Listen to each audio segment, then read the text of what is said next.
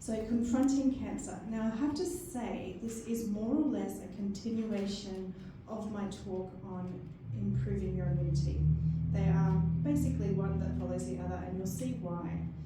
But cancer is obviously one of the most feared diagnoses of all, and it's also one of the most difficult things that I have to have a conversation with patients when they have that diagnosis. So today, what I really want to do is look at some strategies that we can use to avoid cancer, but also some natural ways that we can maximize your chances of surviving cancer if you get that diagnosis. Before we start, let's just have a look at some of the Australian statistics. So currently, about 165,000, moving up to closer to 170,000 now, new cases of cancer will be diagnosed in Australia each year. Cancer is one of the leading causes of death in Australia. About half of all Australian men and women will be diagnosed with cancer by the age of 85. Now, in the 1980s, the cancer survival rate was less than 50%. However, the good news is that today, almost 70% of Australians will survive for at least 5 years after a cancer diagnosis. In some cases, that survival rate is as high as 90%. The most common cancers in Australia, and we're not talking about all those little tiny skin cancers that we can get, I've excluded those off the list because they are very common, but the others are your prostate, your breast, your bowel, melanomas, and lung cancer. Now, I always like to do a little bit of a lesson, a biology lesson or a science lesson. So I'm going to give you some information on the cell biology behind cancer. What is cancer? So, it is a cell disease. It's a disease of the cells in our bodies where abnormal cells grow in an uncontrolled manner. These cells can be abnormal in size, in shape, and also in function. And it can happen to virtually any cell in your body. These growths can eventually invade or damage the surrounding structures and even spread to other regions of the body. Contrary to what most people think, it actually is a very slow process that takes several years or even decades to develop into a cancer. Occasionally it is a very rapid process, but the vast majority are very slow to get there. The other thing that's important to know that there are phases or steps in cancer development, and that is important because we can really target some of those things naturally. And we'll have a look at those in a little bit. Now, you might have heard the terms benign or malignant tumours, so I want to help to differentiate these for you. In benign tumours, there is abnormal cells, but they still resemble the original tissue that they arise in. They are generally very, very slow to grow. If you look at these tumours, they tend to have a very small, smooth wall to them, or even a capsule that contains them. They are never invasive. Well, I shouldn't say never. They generally aren't invasive, and they never spread to distant sites in the body. We don't actually call these cancers. So these are just tumours. And when I say just, sometimes they're in a really bad spot and we need to get them out simply because of the pressure they're putting on the tissues around them. So if you have a tumour growing in your brain, it might be benign, but if it's going to squash all the other tissue around it, we have to get rid of it. So when I say it's only benign, it doesn't necessarily mean that it's not potentially dangerous. Now, malignant tumours are almost the opposite. They are also made up of very abnormal cells, and they generally have quite erratic growth. They have irregular borders. If you look at these on any imaging, it's really hard to define where the edges are on these tumours, and they never have a capsule that contains them. They will invade the surrounding tissues, and of course, they will spread to other regions of the body, which is what we call metastasizing. So malignant tumours is what we refer to as cancer. Now, it is possible, but very uncommon for benign tumours to turn malignant. But it is very uncommon, I have to say that. Now, I mentioned before that there were phases to cancer development. So what I put here is a bit of a diagram and an example of what this is like. So initiation is that first phase. So this is where the carcinogens that we're exposed to, which are usually a variety of chemicals or types of radiation, these mutate and transform cells into cancer-prone cells. The damage that occurs in the DNA is generally a permanent alteration of the genes there. The cell then divides, it passes on the damaged DNA to its daughter cells, and it is so small that it's totally invisible at this point in time. This entire stage usually occurs in a very short period of time, even in minutes. This phase is generally totally irreversible, and, except there was a few rare circumstances, but we would liken this to the planting of a seed. So we've planted a cancer cell seed line here. The next phase along there is promotion. So we've got initiation, now we have promotion. We would liken this to the germination of that seed, so that early growth of the seed. Now this is where the damaged cells will grow, multiply into larger and larger clusters until a visible tumour is formed. Now this is where it gets very interesting. Just like a seed, the initial cancer-prone cells will not germinate and grow unless all its requirements are met. These requirements are what we call promoting factors that give this phase its name. If those promoting factors are not present, they will not multiply and proliferate. Furthermore, if the promoting factors are initially present but then disappear, the new cancer cell growth will immediately go into dormancy. So until more of the promoting factors appear. Alternatively, there are also anti-promoting factors that will slow down and even inhibit the growth of these abnormal cells. Now this is vitally important because this means that the promotion phase is reversible. The previous one, we often can't do much about that, but this phase is where we can really target, particularly with our lifestyle and some of our other habits, to make sure we can keep these growths dormant. Now, most of the promoting and anti-promoting factors are actually found in our diet and lifestyle, so you can see why this is important. The final phase is progression. This is when the cancer growth has flourished, it's become very advanced. By now, it's started to get very aggressive. It invades, damages the surrounding tissues, and just like an out-of-control plant that can take over your garden and spread seeds to all the other regions, it will take over parts of your body and spread to distant sites. Now, this process of the cancer spreading via the lymphatic or your blood system is what we call metastasizing. It is very difficult to treat cancers once we get to that stage. So really what we're trying to target is the earlier stage. So let's have a look at some of the risk factors. One of the things that actually can initiate these cancers, some of these are not new to you and will make a lot of sense. Having an older age. We can't do much about this, but as we get older, the chances for genetic mutations in our cells will increase and you will get more cancers initiated. Now, anything that causes chronic inflammation in our bodies can both initiate a cancer, just like a chemical carcinogen, and also promote the cancer. If you're looking at your seed to plant understanding of cancer that we've just illustrated, chronic inflammation is the great cancer gardener. Okay, inflammation is a key here. The predominant risk factors in our lifestyle includes obviously poor choices in our diet, physical inactivity, obesity, which causes chronic low-grade inflammation, alcohol consumption, it is a direct cause of cancer, smoking as well, we all know about that one. I'll put in excessive sun exposure. Now, all of these are in our control. So many cancers, at least a third, are entirely preventable just by making good choices. Now, viruses are also a great cancer initiator, and we've got a whole variety here, including the wart virus, hepatitis B and C, glandular fever, HIV. All of these can cause genetic mutations that can lead to cancer. And finally, there is a whole host of chemical carcinogens.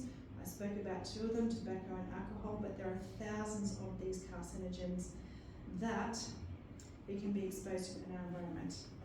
However, I do want to say something about carcinogens. Remember from the phases of cancer formation, for a cancer to form after the genetic mutation, it needs promoting factors. Now I'm going to share with you a story that happened, a true story, a few decades ago. So it happened in the Philippines. There was a sudden rise in a very, very rare cancer, liver cancer, in children. Now the local scientists correctly identified a toxic fungus found on some of the local peanut crops as the carcinogens that were causing the cancer. However, there was a nutritionist who I studied under, T. Colin Campbell. He came from the States, he went to the Philippines, he discovered something very interesting. Only the children from the wealthy families were getting the liver cancer. The poorer children who were eating the exact same peanuts were not. So there was a difference between something in their lifestyles that was preventing the children who were poorer from getting the cancer, whereas the wealthy children were developing liver cancer. And what he found was there's a difference in their other dietary aspects. The wealthy children were consuming a large amount of animal protein from cheese, milk, and chicken. All of those were expensive foods that the poorer children didn't have access to. So although that toxic fungus may have been initiating the cancer in all of the children, it was the animal proteins in the wealthy children that were promoting the growth of this cancer. Subsequent studies over the last few decades have continued to link animal protein to cancer and now other chronic diseases as well. So animal protein is a promoter of cancer.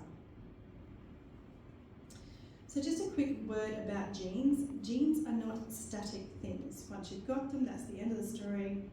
You've dealt your blow and that's it. We are able to turn genes on and off. Okay? There are times in our lives, primarily due to lifestyle choices, where these things will turn on or off. So just because you carry a certain gene that puts you at a greater risk of a certain cancer or chronic disease, it is not a death sentence. Your health choices can make a significant impact on the expressions of your genes. So I always tell people your genes are not primarily responsible.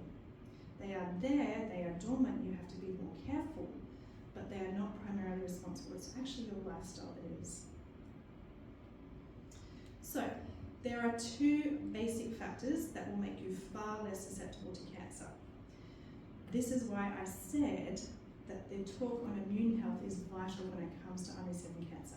Because if you have a healthy immune system, no matter what the cancer, you'll have plenty of your natural killer cells, B cells to produce cancer antibodies, regulatory and killer T cells, cancer-eating dendritic cells, and a host of other tumor-fighting factors that your immune system will use to manage anything that arises.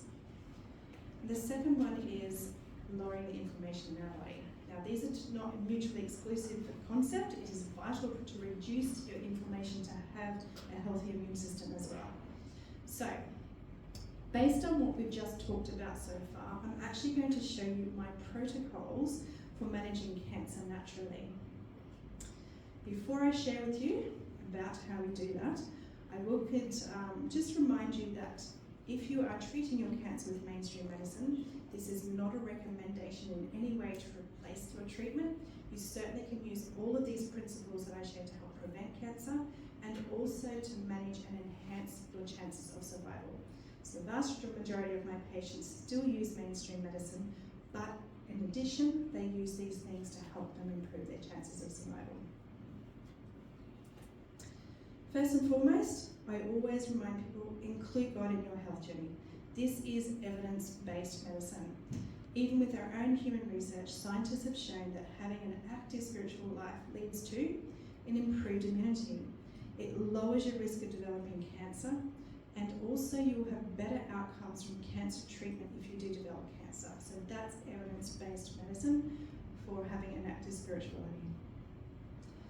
So what does it mean to have an active spirituality? It means to put your life and health into God's hands.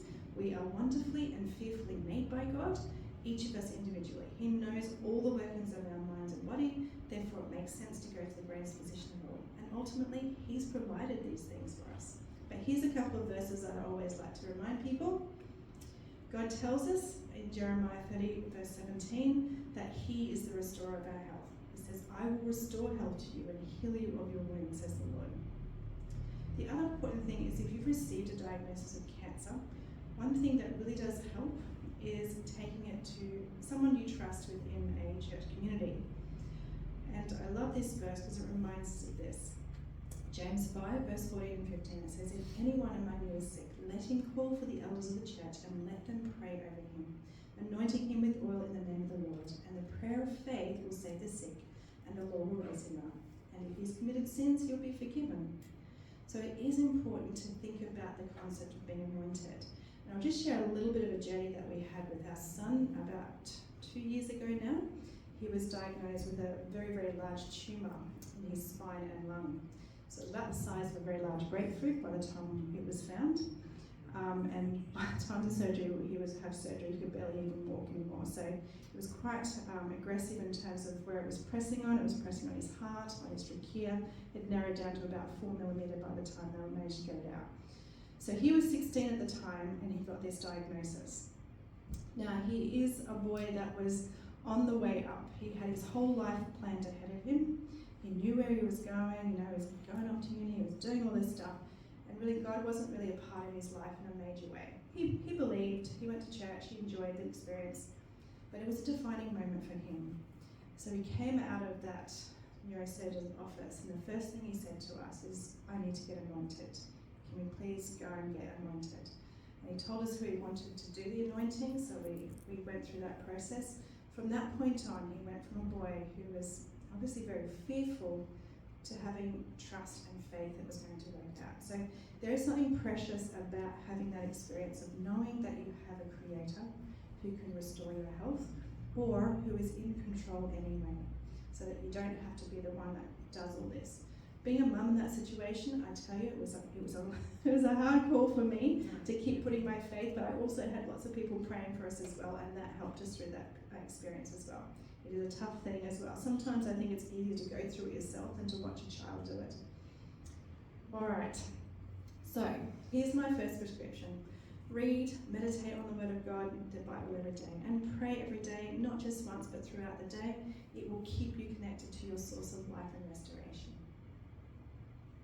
Now the next thing we need to do is to manage the mindset. So what do I mean by this?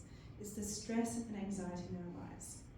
So chronic stress and stress hormones can damage your immune system and cause chronic inflammation, putting you at greater risk of all 3 phases of cancer development: the initiation, the promotion and the progression. So it is really important. So I've given you just a list. Like I said last night, there is a whole talk that I do on this, but here's some ways to manage that.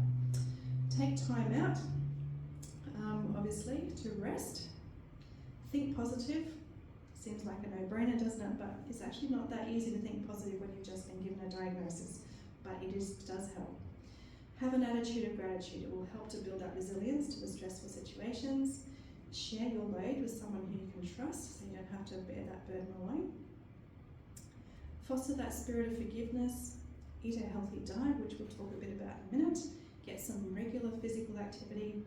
Make sure you get regular sleep routine and enjoy some good quality sleep. And always maintain strong social connections with your families and friends. So just a few simple strategies there for you. Now let's look at the diet. We're going to look at some of the things we need to avoid first.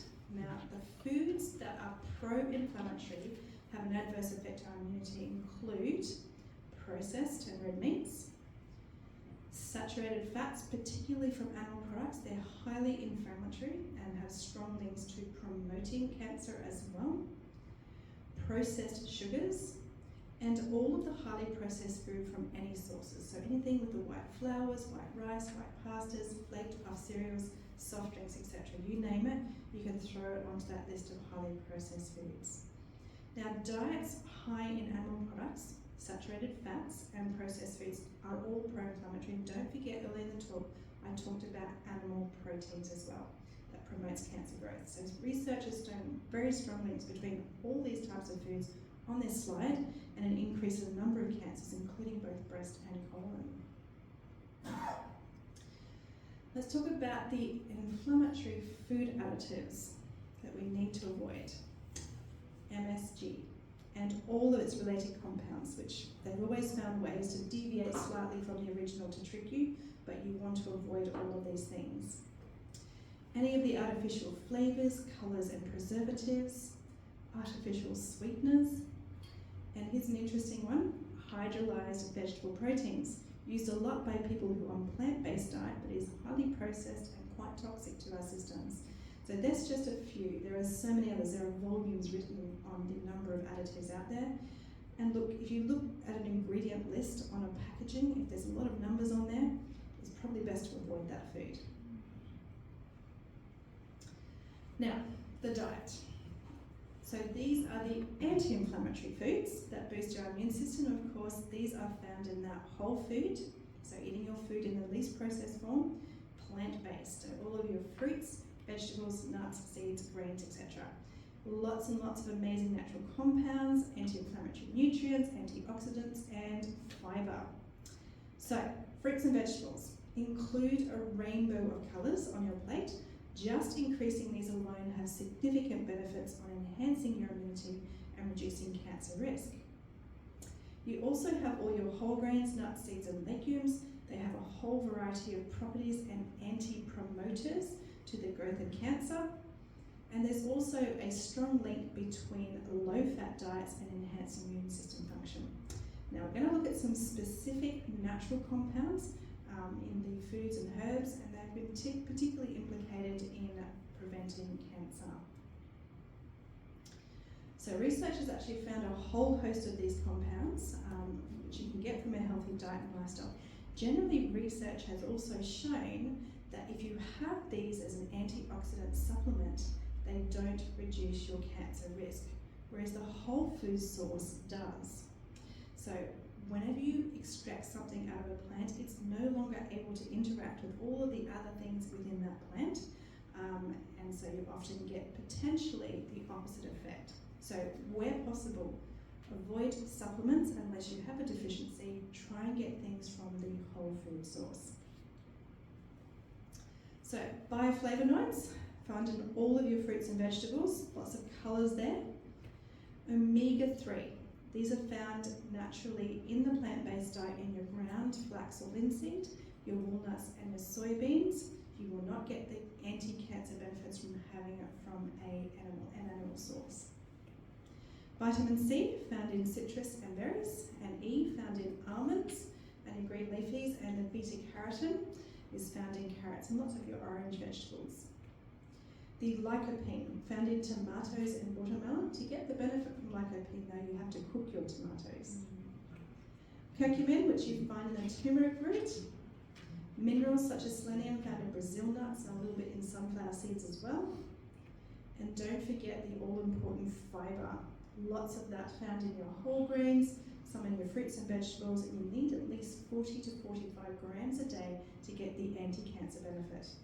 Now you might think that's not a lot, but start calculating and realise we are very deficient in fibre in our diet most of the time. Now, there are some particular superfoods when it comes to cancer. The first is legumes or beans. So I've given you a list of the ones in particular there. So chickpeas, soya beans and lupini beans. They're amongst an amazing array of anti-inflammatory compounds. They also contain special anti-metastatic compounds. They can help stop the cancer spreading. Cooking or sprouting them actually increases their anti-cancer potential. So you don't have to worry about trying to have anything with these things raw. Always better to cook them.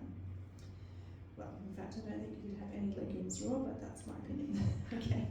All of the green vegetables are also a great anti-cancer food. So broccoli, cabbage, kale. I will say don't eat too many of these things raw. They can actually, if you're having large amounts of these, they can affect your thyroid function adversely. So they're best to have cooked. They're highly anti-inflammatory. They help to protect against DNA damage and reduce the overall risk of cancer. And then finally we have berries. So of all the fruits, berries top the list of the anti-inflammatory antioxidants. They also have anti-proliferative effects on the cancer. They significantly slow the growth of cancer down, making them fantastic anti-promoters in the fight against cancer. So you can see how they are targeting those phases of cancer, really, really trying to pull that back to where it should be, nice and dormant. So essentially, if you just remember the mantra, greens, beans, and berries, okay? They're your anti-cancer foods. But essentially, if you had to summarise all that we've learnt, you would say that the whole food plant-based diet is the anti-cancer diet. The same diet is not only great at preventing cancer, increases the survival rates of individuals who get cancer, and if you eat a wide range of plant-based foods in the freshest possible way, you'll go a long way to doing both. So don't forget though, greens, beans and berries. Now, let me talk to you about the plant smoothie. So one way to get a larger dose of fruits and vegetables into you with all of those fantastic disease-fighting vitamins and minerals and antioxidants is to make a plant smoothie. Now this method is using the whole fruit or vegetable so you don't lose some of the nutrients that can happen when you just do a juice extraction. When you do a juice extraction, you will lose up to 30% of the nutrients with the fibre that you extract out of it. So it's always best to use this as a smoothie in this case. Well, it's always the best way to also do this with less mess as well. So what I usually do is blend the thoroughly washed vegetables or fruit of your choice with some purified or filtered water. The vegetables to use are there. You can see there's a lot of those greens on there, so broccoli, cauliflower, kale, Brussels sprouts, Chinese cabbage, purple cabbage, but also celery, parsley, beetroot, tomatoes and carrots. And you don't have to put them all in, just pick a few favourites. And remember I said the brassica family, if you have too much of that on a regular basis, it can affect your thyroid. But obviously if you're managing cancer, that's the least of your worries, so you can use them there. If you're not managing and just wanting to prevent, a couple of times a week would be more than sufficient. Okay. Then we have the fruits that you can use. Again, all of the berries, blackberries, blueberries, cranberries, raspberries, strawberries, oranges, grapefruit, lemon, kiwi fruit and apples as well. And feel free to add any of your favourite powders. It might be some barley greens or some sort of berry powder just to increase its antioxidant power. And you want to get in at least about 2 large cups a day, about half a litre a day to get that benefit. You can also, if you're wanting to make it into a meal, you can throw in a few nuts as well to that mix. So there's your plant smoothie for anybody who might be battling cancer. If you're using it to prevent it, like I said, a couple of times a week rather than daily is more than sufficient. Now, whilst we're on the subject of drinking fluids, let's talk about water. So adequate water intake has been shown to reduce the risk of bladder cancer, bowel and breast cancer. And it makes sense to help detoxify your body naturally and reduce the inflammation with plenty of fluid. So how much do we need? We know about the 8 glasses a day, but everybody comes in different sizes and shapes. So the recipe is actually 30 mils per kilogram of body weight per day. Now in the hot weather, you can push that up to 40 mils per kilo, but there's a maximum to that. You don't really want to go, if you're obviously a lady, no more than 2 to 2.5 litres, and for a male, no more than about 2.5 to 3 litres maximum. So there's a body weight maximum, like up to a certain level, and then after that you don't keep trying to drink more and more water. Now let's talk about our cooking methods. Now, it's another important aspect of the diet. You need to know to actually prepare food that makes it anti-inflammatory. So the pro-inflammatory cooking methods are all your dry, high heat methods. So grilling, roasting, frying, baking, and the worst of all is barbecuing. So with these methods, harmful compounds called advanced glycation end products are formed, and they're up to 100 times the amount that would be found in the uncooked form. So this in turn causes quite significant oxidative stress and inflammation, which we want to avoid.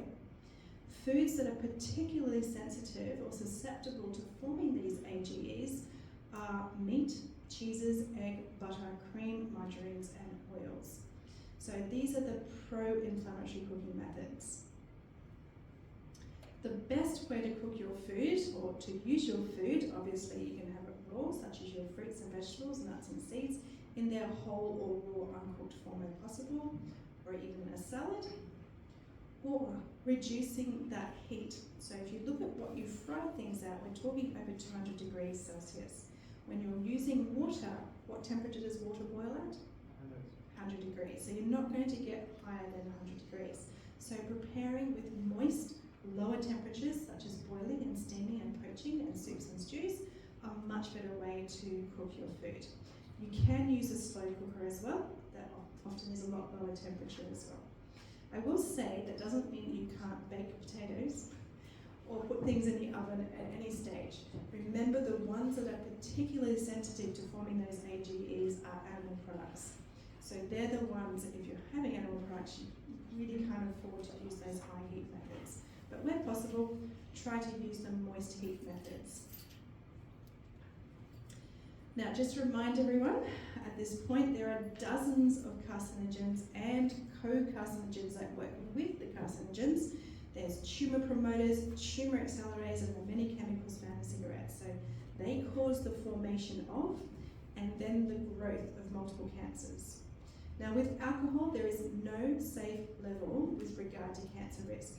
Its role is quite complex in both initiating and promoting the cancer growth. So it's an initiating carcinogen in its own right and then continues to promote the cancer growth.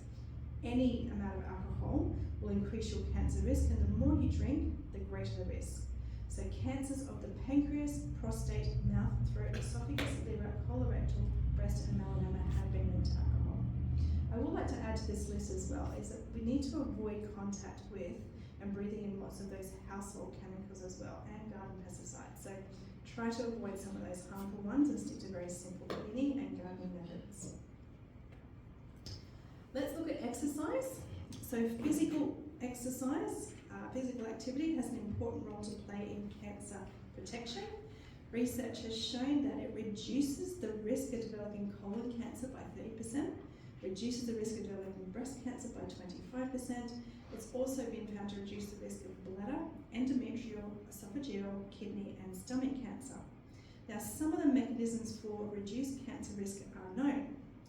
It reduces inflammation in the body. It does improve the immune system function, including all those natural killer cells. It prevents high blood levels of insulin, which has been linked to the promotion and progression of cancer. It also changes the metabolism of bile acids and then reduces the time it takes for food to travel through your system, which both of these in turn decreases the exposure of your gastrointestinal tract to suspected carcinogens. So it improves that transit time through your gut. Now, exercise is also important during and after cancer treatments, as it has been shown to improve the symptoms and quality of life throughout the treatment. It will also improve your chances of survival. And how much do you need to get all of these benefits? Remember last night, it's not complex, so 3 to 4 hours per week of moderate exercise such as a brisk walk, just something to make you huff and puff. Half an hour a day, 3 to 4 hours per week. Now, let's talk about sleep. So disruptions in our body clock that controls our sleep increases the risk of cancer of the colon, liver, lung, pancreas, breast, ovaries and prostate. Now, this is particularly the case with shift workers and also those who have prolonged exposure to artificial light in the evening and those who have very short sleeping hours. So broken sleep patterns can also trigger inflammation and promote tumour growth and progression. So the key is to prevent all of this is to try and get at least 7 to 8 hours of sleep each night. Now, the hours before midnight are far more restorative for your health. The restorative sleep actually helps to repair the DNA of each cell.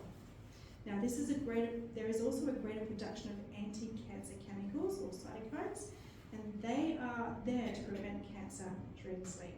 There's also an overall immune function improvement that we get as well, but really it's those hours before midnight that you'll get most of those benefits. So let's look at sunlight, the right amount of sunlight. So it can have immune properties, enhancing properties, particularly with that vitamin D, which we learnt about last night. And it has been shown to reduce the risk of a number of cancers, including colon, breast, prostate, lung cancer. So supplements, unfortunately, of vitamin D do not provide these benefits that the sun does. The research is very clear. Only sunlight can give you that anti-cancer benefit. And just a reminder, how much do you need? Well, a quarter of the time that would take for you to get sunburn. Of course, if you have too much UV exposure, you could have the opposite effect, especially when it comes to melanoma and other skin cancers. So I do recommend that if you're using sunlight, try to avoid the middle of the day hours, particularly in those summer months. For daylight saving, that would be from 11 till 3 p.m. Okay, let's have a look at some of the herbs. And there are some wonderful ones that do help in this battle with cancer, so let's have a look at those. Remember I said garlic will come up again and again because of its multiplicity of benefits, but we do know that it's anti-inflammatory, it will boost your immune system such as your natural killer cells. We have shown over and over again that a diet rich in garlic will reduce your risk of getting cancer. It's been shown to suppress cancer cell growth. It's even been shown to boost anti-cancer gene expression. So it actually works at the level of your genes. And there's your dose. It's about 2 to 4 grams of dried garlic daily. Make sure it's dried at a low heat. Or if you're having socially free periods of time, you can have 2 to 4 fresh cloves. And then there's astragalus. We looked at this as a nice deep immune stimulator last night. But we do know that in various cancer models it's been shown to stabilise and even shrink tumours with anti-proliferation and anti-promoting factors and promoting tumour killing function in some immune cells. It can also help to improve cancer survival time. And there is your dose, 2 to 6 grams of the dried root daily. Then we've also got the Siberian or Panax ginseng. They're 2 separate plants, 2 distinct plants, but they have very similar properties. They contain active compounds that can restrict cancer cell growth and proliferation, invasion and migration. They also promote the death of cancer cells through a process that we call apoptosis. The dose there is 3 grams of the dried root daily. We've also got St. Mary's thistle. There is some direct anti-cancer activities found for this particular herb in the research, but evidence is not quite as strong for this herb compared to the others. And the dose there is 1 to 4 grams of the dried seeds daily. So here's my final prescription for you for preventing and assisting cancer treatments. Always put your life and health in God's hand, either in your efforts to prevent cancer or manage the disease if you've been given the diagnosis. Manage your mindset, particularly that stress and anxiety in your life. Choose to eat that whole food plant-based diet, particularly paying attention to your greens, beans and berries. Try to include some of those plant smoothies as often as you can. Drink plenty of detoxifying water. Use those anti-inflammatory cooking methods, those low-heat, moist methods. Avoid smoking and alcohol and all those household and garden chemicals. Try to include exercise in your health journey, half an hour a day of something that makes you huff and puff. Try to get your 7 to 8 hours of sleep each night, with as many hours before midnight as you can. And enjoy a daily dose of appropriate sunlight. And you may like to try some of those herbs as well. Thank you very much.